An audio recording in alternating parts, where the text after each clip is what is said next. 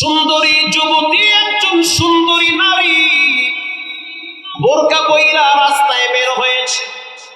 অনেক আগের থেকে এক যুবক মেয়েটাকে টার্গেট করে রাখছে। কি দেখা ওরে পছন্দ করলা বলে বোরকার ফাঁক দিয়া চোখ দিয়া যখন তাকাইছে, চোখ দেখা বড় মায়া লাগছে।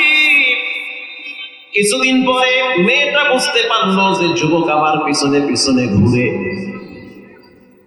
একদিন হঠাৎ মেয়েটা, যুবক ছেলেটা মেয়েটাকে প্রস্তাব করলো যে আমি তোমাকে বিবাহ করতে চাই, তোমাকে অনেক ভালো লাগে। মেয়েটা বলল তুমি আমাকে পাইতে পারো, শর্ত হলো একটানা 40 দিন হযরত ওমরের পিছনে নামাজ আদায় করা লাগবে। আল্লাহু আকবার, জোরে বলে। হে যুবক, তুমি কি নামাজ পড়ো? বলে পড়ি না। মেয়েটা বলল যদি আমাকে পাইতে চাও তাহলে একটানা 40 দিন খলিফাতুল মুসলিমিন হযরত ওমর রাদিয়াল্লাহু তাআলা আনহুর পিছনে সালাত আদায় করতে হবে। রাজি? 40 দিন কা 600 দিন আদায় করি, তারপরও তোরে পাওয়া লাগবে। ঠিক আছে, কালকের ফজর থেকে রেডি হও। কাহা রেডি? ফজর সময়, ফজরের টাইমে চলে গেল মসজিদে নববীতে। অনেক কষ্ট করে উযু করলো, সুন্নাত আদায় করলো। হযরত ওমর আসবে ইমামতির মুসল্লায়। কে সেই ওমর? লাউ কানা বাদি নাবিয়ান লাকানা ওমর। নবীর পরে কেউ যদি নবী হইতো, রব্বুল আলামিন হযরত ওমরকে নবী বানায়া দিত। এমন দামি সাহাবী। হযরত ওমর ইমামতির মুসল্লায় দাঁড়ায় আছে, সালাত আদায় করা। ইমাম সাহেব খলিফাতুল মুসলিমিন হযরত ওমর, যিনি রাষ্ট্রপ্রধান, তিনি মসজিদেরও ইমাম। এরকম রাখাবে, এমন রাষ্ট্রপ্রধান আমরা বাংলাদেশে চাই। এটাও কইলে দোষ? দোষ না, হয় এটাও দোষ। হযরত ওমর রাদিয়াল্লাহু তাআলা আনহু দাঁড়ায় গেল, তেলাওয়াত শুরু করে দিল। আলহামদুলিল্লাহি রাব্বিল আলামিন আর রহমানির রহিম মালিকি ইয়াউমিদ্দিন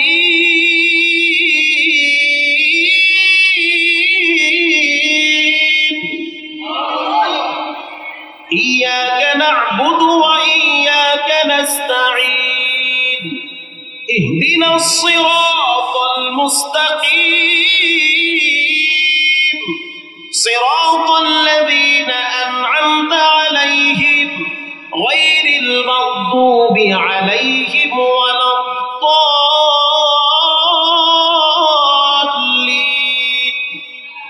প্রথম রাকাতে তেলাওয়াত করল সূরা তাহা, দ্বিতীয় রাকাতে তেলাওয়াত করল সূরা আবাসা। তাহা মা আনজালনা আলাইকাল কুরআনা লিতাশকা। যুবক নামাজ পড়তেছে, চমৎকার ভাবে ওমরের পিছনে নামাজ পড়ে। ওমর যখন তেলাওয়াত করে তখন মনে হয় সবে মাত্র কোরআনের আয়াত নাজিল হইতেছে। যেই জায়গায় দাঁড়াইয়া নবী তেলাওয়াত করেছে, সেই জায়গায় ওমর দাঁড়াইয়া নামাজে কোরআন তেলাওয়াত করে। 40 দিন অতিবাহিত হয়ে গেল। এবার মেয়েটা খুঁজতেছে ছেলেটারে। মেয়েটা চিন্তায় পড়ে গেল যে কি ব্যাপার, 40 দিন হয়ে গেল, ছেলেটারে তো খুঁজা পাই না। যেই ছেলেটা আমারে না পাইলে দুনিয়ায় বাঁচবে না, ও আমার জন্য বড় আশিক, ও আমার প্রেমে মাতোয়ারা হয়ে গেছে, আমার চোখ দেখা পাগল। সেই ছেলেটারে আজকে পাওয়া যায় না।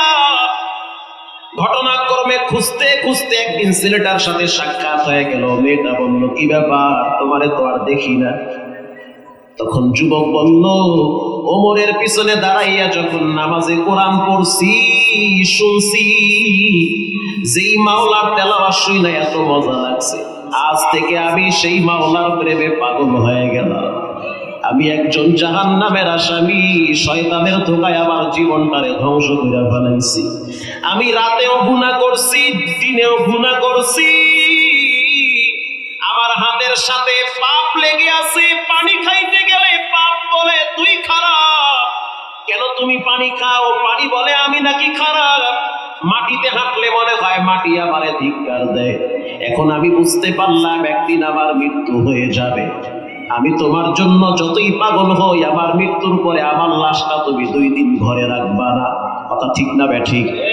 যতই তুমি আমার জন্য পাগল হও, আমি একটানা যদি 3 মাস অসুস্থ হয়ে বিছানায় পায়খানা প্রস্রাব করি, তুমি আমার পাশে থাকবে না। এখন আমি বুঝতে পারলাম, যেই মালিক আমারে চালাইতেছে ওই মালিকের ভুলা যাবে না। প্রতিদিন আমি শ্বাস টানি, শ্বাস ছাড়ি, চোখ দিয়ে আমি কত কিছু দেখি, আমি আমার কান দিয়া কত কিছু শুনতে পাই, হাত দিয়ে আমি কত কিছু ধরি। রব চাইলে আমার হাতের শক্তি কেড়ে নিতে পারতো, রব চাইলে আমার মুখের স্বাদ কেড়ে নিতে পারতো। রব্বুল আলামিন কিছুই তো নেই নাই, দয়ার চাদরে আমারে বাঁচায় রাখছি।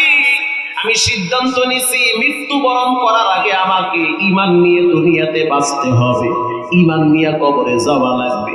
এজন্য আমি হযরত ওমরের সাথে পরামর্শ করলাম কিভাবে আমি কবরের আযাব থেকে বাঁচতে পারি। হযরত ওমর আমাকে পরামর্শ দিল, প্রতিদিন মৃত্যুর কথা স্মরণ করো। মৃত্যুর কথা স্মরণ করলে তোমার শক্ত দিল আল্লাহ নরম বানায় দিবে। আমি যখন চোখ বন্ধ করি তখন ভাবি আমার লাশটা বুঝি কবরে নামায় ফালায়া রাখছে। আর রাসূল বলেছেন, কেউ যদি গুনার ময়লা নিয়ে কবরে যায়, অন্ধকার কবর, ডানেও মাটি বামেও মাটি, ওই ডানে বামের মাটি যদি আমার চাপ দেয়, হাড্ডিগুলো ভেঙে চুরমার হয়ে যাবে। 1 থেকে 99টা সাপ আমার কবরে আসবে। এতদিন আমি তোমার জন্য পাগল ছিলাম, আজ থেকে আমি একজনের জন্য পাগল, তিনি হলেন কে? हर गोरी दे देने तू तैयार है, जो न मांगे उससे तू बेजार है। নামাজ এমন একটা ইবাদত যা মানুষকে খারাপ কাজ থেকে ফিরিয়ে রাখে। যুবক এতদিন যেই মেয়েটার জন্য পাগল ছিল, এখন নামাজ পড়ার কারণে পাগল হয়েছে একজনের জন্য, তিনি হলেন কে? আল্লাহ কোরআনে বলেন, তোমরা আমার কাছে যদি সাহায্য চাও তাহলে 2টা জিনিসের মাধ্যমে চাবা। ইস্তাঈনু বিস-সাবরি ওয়াস-সালাহ। আল্লাহর কাছে সাহায্য চাওয়ার মাধ্যম হলো 2টা, নামাজ, 2 নম্বরে ধৈর্য। আল্লাহু আকবার বলেন। 1 নম্বরে কি? আরো জোরে বলেন কি? নামাজ। 2 নম্বরে ধৈর্য। এবার সাহাবী আবার প্রশ্ন করলো, ওগো আল্লাহর হাবিব, আল্লাহর কাছে 3টা জিনিস নাকি সবচেয়ে প্রিয়। প্রথমটা বুঝলাম, আল্লাহর কাছে প্রিয় হলো নামাজ। এবার বলেন 2য় নাম্বার কি? নবীজি বলেন, সুম্মা বিররুল ওয়ালিদাইন, আব্বা আম্মার সাথে সৎ ব্যবহার করা। কি মনে করলেন এটা সাধারণ কোনো বিষয় না, এটা লোড কত আপনি তো ভাবতেই পারবেন না। যার আব্বা আম্মা বেঁচে আছে মনে করেন যে রহমতের 2টা হাত আপনার মাথার উপরে আছে। যার মাও নাই বাবাও নাই, তার মতো হতভাগা দুনিয়াতে কেউ নাই। কষ্টের কথা শোনার মতো কেউ নাই। কষ্ট নিয়ে ঘরে যাবেন, এমন এমন ঘর আছে ঘরে গেলে কষ্ট আরো বাড়ে। কথা কন না কেন? ব্যবসায় লস খাইছেন, ছেলের চেহারা কালা হয়ে গেছে, ঈদের সময় মার্কেটিং করে দিতে পারেন না, মেয়েটার চেহারা কালা হয়ে গেছে। স্ত্রীর জন্য প্রতি বছর দামি দামি শাড়ি কিনে দেন, এই বছর দিতে পারেন নাই, দেখবেন স্ত্রীর চেহারা কালা কইরা কথা বলতে চায় না। কিন্তু যতদিন মা বাবা ছিল তাদের কথা একটাই, বাবা কিছুই লাগবে না, তোমরা ভালো থাকো, এটাই চান। মা বাবার কথা হলো এটা। এই জন্য রাসূল বলেছেন, সুম্মা বিররুল ওয়ালিদাইন, আল্লাহর কাছে সবচেয়ে প্রিয় হলো মা বাবার সাথে সৎ ব্যবহার করা। কোরআনে আল্লাহ বলেন, ওয়ালা তানহারুহুমা, মা বাবা বুড়া বুড়ি হয়ে গেছে, মাথায় জাগি দিয়া কথা হইল না। আমার আব্বা অসুস্থ মানুষ, বিছানায় পড়ে আছে, আল্লাহর দরবারে কোটি কোটি শুকরিয়া যে আল্লাহ আমাকে খেদমত করার সুযোগ করে দিয়েছে। গতকালকেও যখন বাসায় গেলাম রাত্র 3টার সময়, যখন কমলাটা সামনে নিয়ে দিছি, বাবায় বাচ্চাদের মতো হয়ে গেছে, কমলা হাতে নিয়ে চোখের গোড়ায় দেখলাম পানি আছে। আমি বুঝতে পারছি এই পানিটা হলো তৃপ্তির পানি, সন্তানের জন্য দোয়া। আমি তো গর্বের সহিত বলি, বুক ফুলায় বলি, রে যুবক, যতদিন আমার আব্বা আম্মার ফতোয়া মাথার উপরে থাকবে, ততদিন আমার রব আমারে ইজ্জতের চেহারে রাখবে। রিক্সা চালায় খাও, ভ্যান চালায় খাও, জীবনে কোনোদিন মা বাবারে কান্দাবা না। মা বাবা এক অমূল্য সম্পদ, যার আব্বা আম্মা নাই সে বুঝে মা বাবা না থাকা কি ব্যথা। আমার নবী মাঝে মাঝে আবওয়া নামক জায়গায় মায়ের কবরের পাশে দাঁড়ায় দাঁড়ায় বাচ্চাদের মতো কাঁদত। মুআজ ইবনে জাবাল বলেন, হুজুর আপনার চোখে পানি,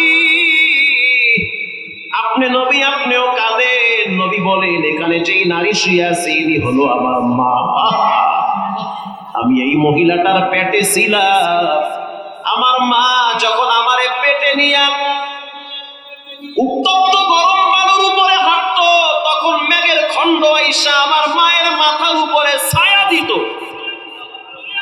আমার মা যখন আমারে পেটে নিয়ে রাস্তায় নামতো, মক্কার নারীরা আমার মায়ের শরীর থেকে ঘ্রাণ পাইত। আমার মা যখন কূপের কিনারায় দাঁড়াইতো, কূপের পানি নিচে চলে যেত। যখন আমার মা দাঁড়াইতো, তখন কূপের পানি আল্লাহর কুদরতে মায়ের নাকের গোড়ায় চলে আসতো। আমার মা বড় দামি মা। আমার মায়ের জীবনে বিন্দু পরিমাণ কোনো কলঙ্কের দাগ নাই। আমার মায়ের নাম আমেনা, আমারে কোলে নিয়ে মক্কার অলিতে গলিতে ঘুরেছে। যখন আমি ছোট ছিলাম, খেলাধুলা বাচ্চারা করতো, আমি বৈশা বৈশা খেলা দেখতাম। নবী কখনোই খেলাধুলায় লিপ্ত থাকতো না। বাচ্চারা খেলাইতো, নবী বসে বসে তাকায়া তাকায়া দেখ। সন্ধ্যার টাইম যখন হয়ে যেত, বাচ্চাগুলার মা আইসা বাচ্চারে কোলে নিয়া, বাচ্চার বাবা আইসা বাচ্চারে কোলে নিয়া বাড়ির দিকে যাইতো। আমেনা তখন তাকায়া দেখে আমার তো আব্বা নাই। আল্লাহর হাবিব তাকায়া দেখে আবার তো দুনিয়াতে বাবা নাই। যদি আজকে আমার আব্বায় থাকতো, তাহলে আমি আমার আব্বার কোলে উঠতাম। একটু পরে আমেনা আইসা নবীজিরে কোলে নিয়া কপালে চুমা দিয়া বলে, মুহাম্মদ কাঁদবা না, আমি তোমার মা, তোমার পাশে আছি। আমি আমার মায়ের আদর স্নেহে বাবার কষ্ট ভুলে যেতাম। আল্লাহ বলেন, ও নবী আপনি জানায় দেন, ফালাহুমা জান্নাতুকা ওয়া নারুকা, তোমার মা বাবা তোমার জন্য জান্নাত, তোমার মা বাবা তোমার জন্য জাহান্নাম। মা বাবার সাথে সম্পর্ক ভালো তো কপাল খুলে যাবে, মা বাবার সাথে সম্পর্ক খারাপ তো কসম খোদার লেখা রাখো কাবার ইমাম হইল কোনো লাভ হবে না। কত টুপিওয়ালারও কথা শুনি, মা বাবার সাথে সম্পর্ক খারাপ, বইয়ের কথা মতো চলে, মা বাবাকে দেখতে পারে না। মা বাবাকে যেই পরিমাণ মূল্যায়ন করার কথা ওই পরিমাণ মূল্যায়ন করে না। এখানে এমনও যুবক থাকতে পারেন, স্ত্রীর সামনে কথা বলে আস্তে আওয়াজে, আর মায়ের সামনে কথা বলে জোরে আওয়াজে। স্ত্রী যদি এক কথা 3 বার বলে, ধমক দিয়া বলতে পারে না, চুপ করো, বারবার একই কথা বলবা না।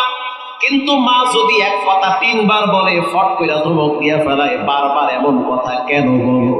কথা ঠিক না ঠিক? আল্লাহ বলেন, ওয়ালা তানহারুহুমা, মাথায় ঝাঁকি দিবা না, ওয়া কুল্লাহুমা কাওলান কারীমা, শক্ত ভাষায় কথা বলবা না, কাওলান লাতীফা কাওলান জামিলা। ওরে আল্লাহর কথা কি দামি কথা, মায়ের সামনে নরম ভাষায় কথা বলো, গরম ভাষায় কথা বইল না। বাংলাদেশের একজন এসপির খবর আমি জানি, বর্তমান রানিং এসপি, নাম বললে চিনবেন, এলাকার নাম বলা যাবে না। তো আমি তো নিজের চোখে দেখছি এসপি সাহেবের বাবা বৃদ্ধ, অসুস্থ, বিছানায় পড়ে গেছে। বাড়ি আমাদের এলাকায়। যখন তিনি ছুটিতে আসতো, যেই কয়েকদিন থাকতো বাবার খেদমত করত।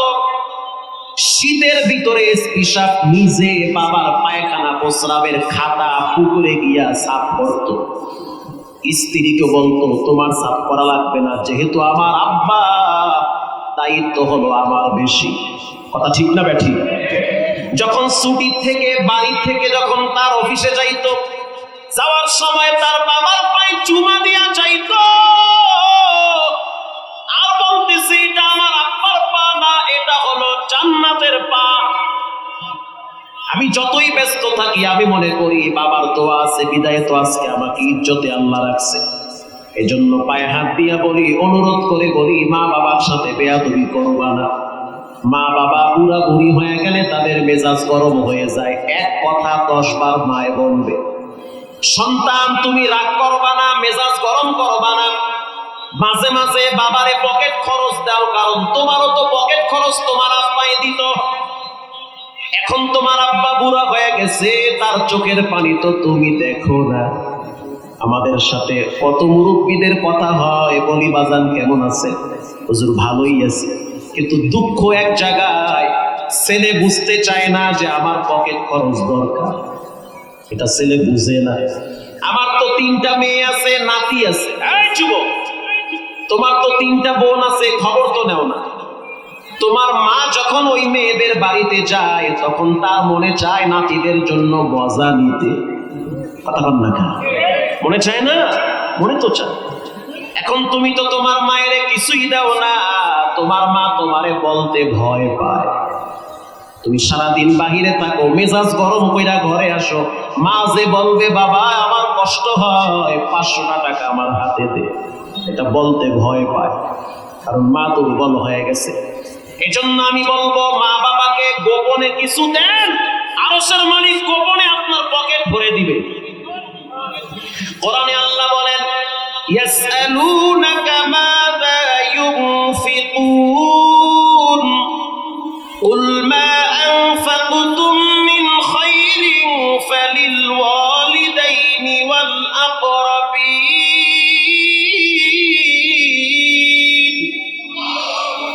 আব্বা আম্মার জন্য ব্যয় করো, রাগ করবা না। এত ওয়াজ, এত টাকা দেই বাবা, বেঁচে আছেন বিধাই তো টাকা কামাই করতে পারেন। কথা বল না কেন? টাকা তো সবার হাতে আসে না। কত মানুষ দেখছি 2 হাতে পয়সা কামাই তো এখন বিছানায় পড়ে আছে, হাত নাড়াইতে পারে না। রব দেয় বিধায় তো আপনি দিতে পারেন। এই জন্য কেউ যদি হাত পাতে রাগ কইরা না বলবেন না। আমি আপনাদের সামনে যেই হাদিস পড়ছি, রাসূল বলেছেন মা বাবার খেদমত করো, সফলতা তোমার জন্য উন্মুক্ত হয়ে যাবে। 3 নম্বরে আল জিহাদু ফি সাবিলিল্লাহ, আল্লাহর রাস্তায় জিহাদ করা। এই পুরা প্যান্ডেলে এমন মায়ের সন্তান আছেন, নিজের হাত দিয়া নিজের মায়ের কবরে রাখছেন, নিজের হাতে নিজের আব্বারে কবরের সময় রাখছেন। এখন মাও নাই, বাবাও নাই, বড় অসহায় অবস্থায় আছে। ওয়া'মুর আহলাকা বিস-সালাত ওয়াসতাবির আলাইহা লা নাসআলুকা রিজকা। ও নবী আমার, আপনি আপনার আহাল পরিবারদেরকে নামাজের কথা বলেন, সালাতের কথা বলেন, রিজিকের টেনশন করবেন না। দোকানের শাটার লাগাইয়া 20টা মিনিট যদি মসজিদের সময় দেয়, সে যেন মনে করে তার রব তাকে আরেক দিক থেকে পোষায়া দিবে। কথা ঠিক না? লা নাসআলুকা রিজকা, রিজিকের মালিক পৃথিবীর কেউ না, রিজিকের মালিক একজন। চিৎকার মেরে বলেন, তিনি হলেন কে? আপনি রিজিক নিয়ে টেনশন করিয়েন। দোকানদার ভাই, ব্যবসাওয়ালা, ব্যবসায়ী ভাই, সিএনজি ড্রাইভার, অটো ড্রাইভার, সাবধান। তোমার কর্মের দ্বারা যেন কখনোই নামাজ মিস না হয়, কারণ যখন সিজদা দেয় মানুষ, তখন রবের নিকটবর্তী হয়ে যায়। এক একটা সিজদার এত দাম, এত দাম, এত দাম। রাসূল বলেন, যখন মানুষ জমিনে সিজদা দেয়, রব্বুল আলামিন ওই বান্দার নাক এবং কপালের ভিতরে রবের কুদরতি পা 2টা বিছায়া দেয়, সিজদা দেয়। ইয়াউমা লা ইয়ানফাউ মালুন ওয়ালা বানুন।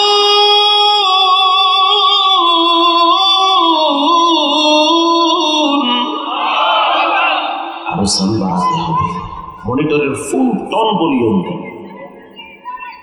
ইল্লা মান আতাল্লাহ বিকলবিন সালিম।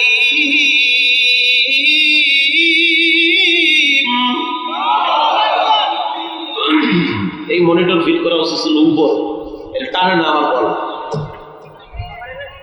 ইল্লা মান আতাল্লাহ বিকলবিন সালিম।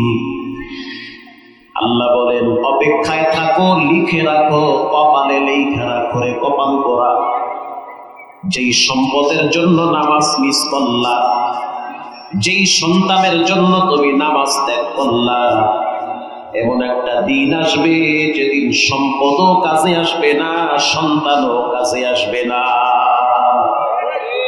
বেশি দূরে না, খুব তাড়াতাড়ি।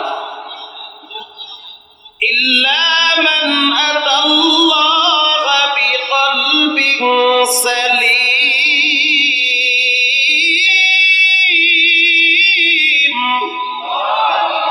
আরে বলিও মে তো আসতে কেন, পিকআপ বাড়ায় দিয়া বলেন আল্লাহু আকবার। আরে মাহমুদুল হাসান, পয়সা তো কম কামাও না। মোহাম্মদপুরের মতো জায়গায় 90 লক্ষ টাকা দিয়ে জায়গা কিনছি মাদ্রাসার জন্য।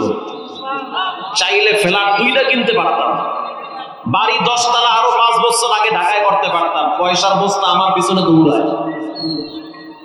শুকর আল্লাহ, লা ফখরা লাহু। কিন্তু আমি চিন্তা করে দেখলাম, আজকে যদি মারা যাই, কালকে আবার সন্তানরা আমার সম্পদ নিয়ে মারামারি কারাকারি করবে। আসতে বলবেন না, জোরে বলেন। আমার স্ত্রী আমার চেহারা দেখার আগে ডয়ার খুলবে যে কোন ফাঁকে কত লাখ টাকা গোপনে জমা আছে। ব্যাংকে গিয়া তালাশ করবে, কারণ যে মরছে তো মইরাই গেছে, তারে নিয়ে ভাবার তার সময় না। আছে এই সব কইছিল ভাই, এটাই টন বলিও, এটা ঠিক নাই। ইয়াউমা লা ইয়ানফাউ মালু ওয়ালা বানুন। সুবহানাল্লাহ, কই কি আল্লাহ। আরে জীবনের মায়া তো আরো 2 বছর আগে ছাইরা দিছি। কুত্তাও মরে, শুয়োরও মরে, একদিন তোমার আমারও মৃত্যু হবে। কুত্তা বললে হিসাব নাই, জিনাকার পাপিষ্ঠ হারামখোরের হিসাব কবর থেকেই শুরু হয়ে যায়। রাগ করতেছেন? আল্লাহ বলেন লা ইয়ানফা মালু ওয়ালা বানুন। মাল কাজে আসবে না, সন্তান কাজে আসবে না। ইল্লা মান আতাল্লাহ বিকলবিন সালিম।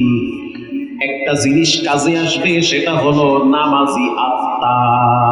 সুবহানাল্লাহ বলেন। নামাজি আত্মা। আল্লাহর দ্বীন বিজয়ের জন্য সংগ্রাম করতে হবে, রক্ত দিতে হবে, জীবন দিতে হবে। এরকম একটা পবিত্র রোগ মুক্ত আত্মা লাগবে, তা না হলে মরার পরই কবরে বাটাম ফাটা শুরু হয়ে যাবে। আল্লাহর রাসূল বলেন আসসালাতু আলা ওয়াক্তিহা। ও মা বোনেরা শুনে নেন,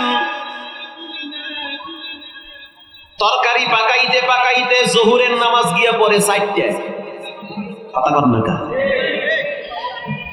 আসরের নামাজ গিয়া পড়ে মাগরিবের সময়, কোনো উশি নাই, খালি মাইয়া পোলা মাইয়া পোলা। আরে মাইয়া পোলার গোষ্ঠী কি দরদ রে। মনে রাখতে হবে, টাইম টু টাইম নামাজ আদায় করা এটা আল্লাহর হক। বলেন কার হক? তা আপনি তো আল্লাহরই দেন নাই, আবার মাইয়া পোলার কাছ থেকে ভালো ব্যবহার চান। যেই মা বাবা সন্তানকে রব চিনায় না, নবী চিনায় না, কোরআন চিনায় না, কিবলা চিনায় না, হাদিস চিনায় না, একটা সময় দেখবেন ওই সন্তানেরাও মা বাবারে চিনে না। আপনি কইলো ঠিক না কইলো ঠিক, একটু কমায় দেন ভাই, একটু কম, হালকা। প্রিয় ভাইরা আমার, আল্লাহর রাসূল বলেন আসসালাতু আলা ওয়াক্তিহা। টাইম টু টাইম নামাজ আদায় করো, কারণ নামাজ আদায় করলে বিচারের ময়দানে তোমার আমলনামা ডান হাতে দেওয়া হবে। সালাত আদায় করলে কবরের ভিতরে তোমার মাথার কিনারায় নামাজ দাঁড়ায় বলবে, মাটিরে সাবধান, চাপ দিবি না।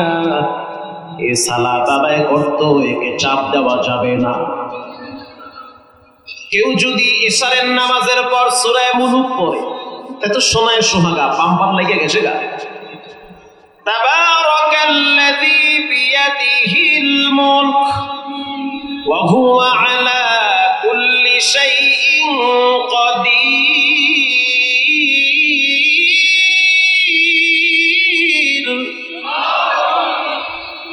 যারা চিৎকার মেরে বলবো আল্লাহু আকবার, তাদের হাড় ভালো থাকবে, মৃত্যুর সময় কলেমাটা মুখ থেকে টাস করে বের হয়ে যাবে। এজন্য জবান খুলে বলেন আল্লাহু আকবার। নবীজি বলেছেন, যারা ইশারের পরে সূরা মুলুক পড়বে তাদের কবরে নূরের বাতি জ্বালায় দেওয়া হবে। আরে ভাই, মুলুক বললে যদি কবরে বাতি জ্বালায়, এই কোরআন যদি মুসলমানরা নিয়মিত পড়ে আর সংসদে যদি জ্বালাইতে পারে, সারা দেশ কোরআনের আলোতে জ্বলবে। এটা হইনা অনেকের ভালো লাগে না, রাগ করছেন নাকি?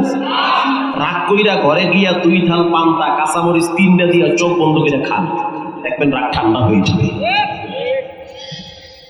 আল্লাহ রাসূল বলেন, আসসালাতু আলা ওয়াক্তিহা,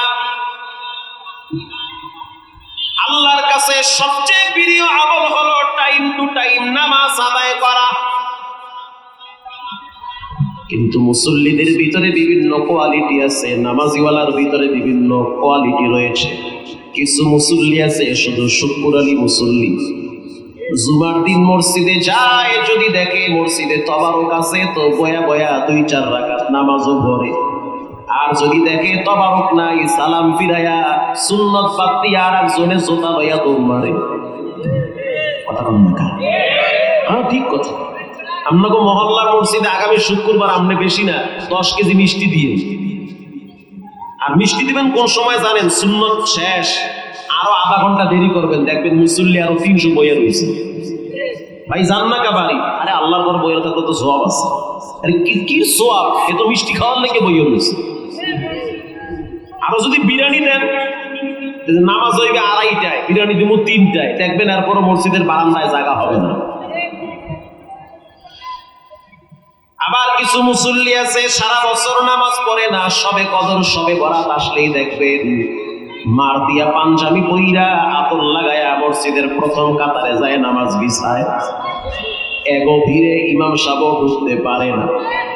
আবার কিছু মুসল্লি দেখছি মরার ডরে হঠাৎ নামাজ ধরে, মরার ডর হঠাৎ নামাজ। আল্লাহু আকবার, ওযু মুজু দরকার নেই।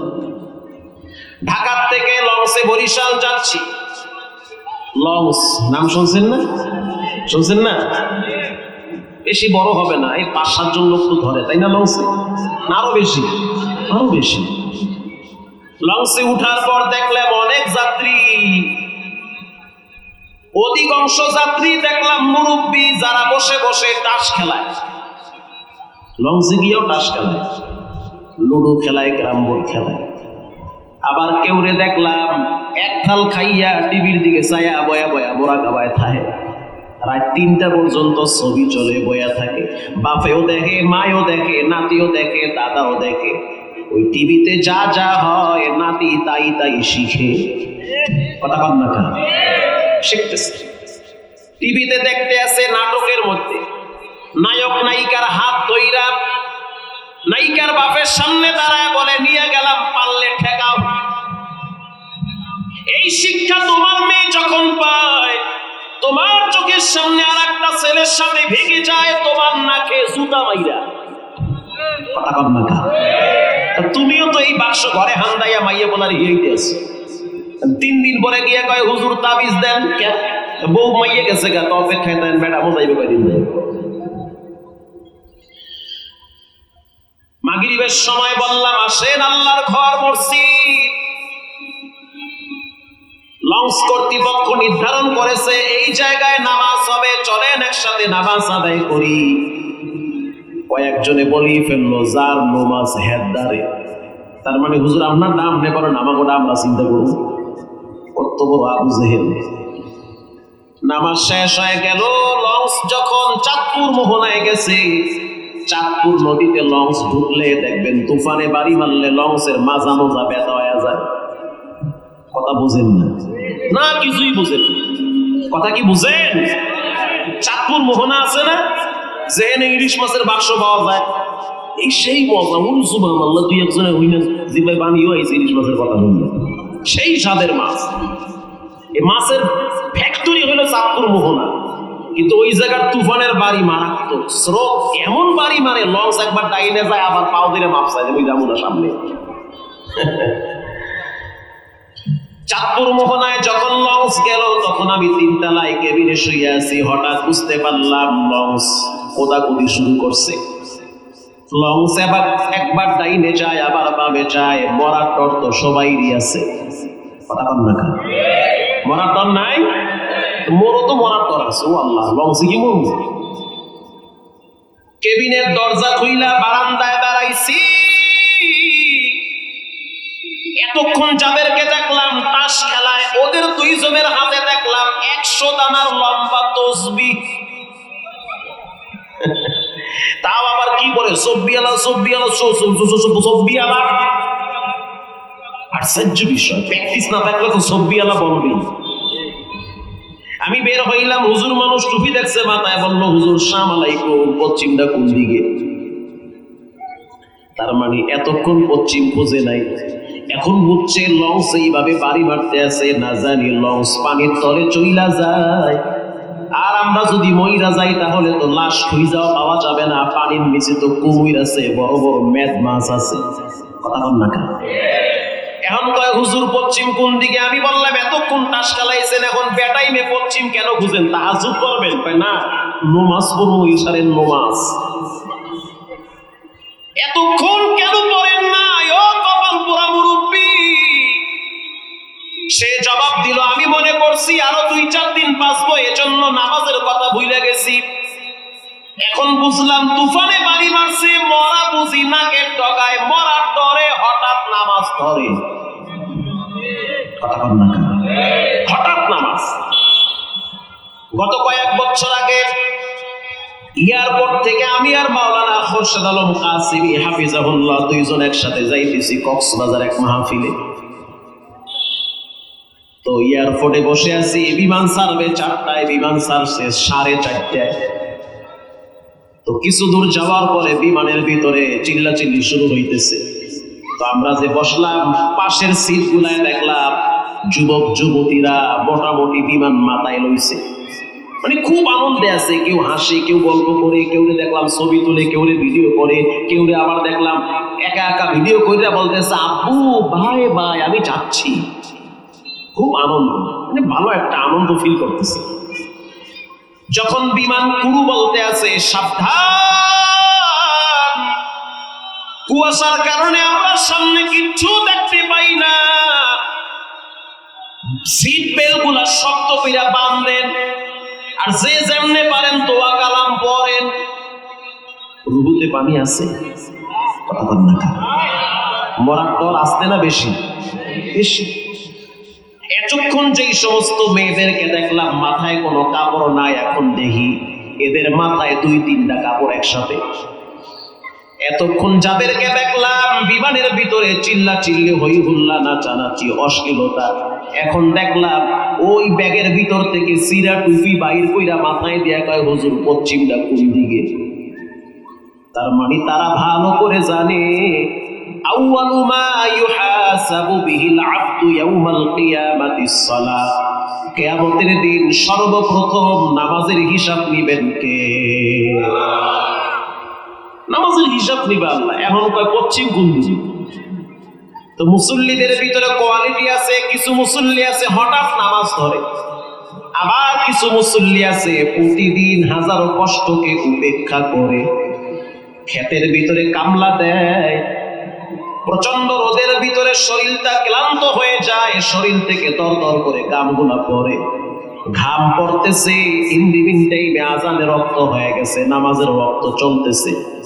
ওই ক্ষেতের কৃষককে দেখছি ক্ষেতের ভিতরে উযু বানাইয়া কোমরের গামছা খুইলা ক্ষেতের ভিতরে বিছাইয়া সিজদায় গিয়া কয় সুবহান রাব্বিয়াল আ'লা।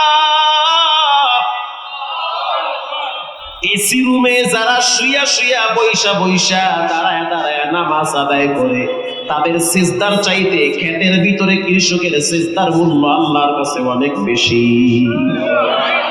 মুকুম চুস্তি নামাজে পাঞ্জেগানা ফাওয়াইলুল লিল মুসাল্লিন আল্লাযীনা মুমিনারা ইনামাজে ইমদাদে দার ইস্তাঈনু আয়াতে কুরআবাখা আয়াতে কদ আফলাহা রায়াদকুম দৌরকুম দার মানিয়াতিল সাদিকুন। নারায়ে তাকবীর। আল্লাহর কাছে সবচেয়ে প্রিয় আমল প্রথম সেটা হলো কি? আরো জোরে বলেন কি? নামাজ। করবেন তো ইনশাআল্লাহ?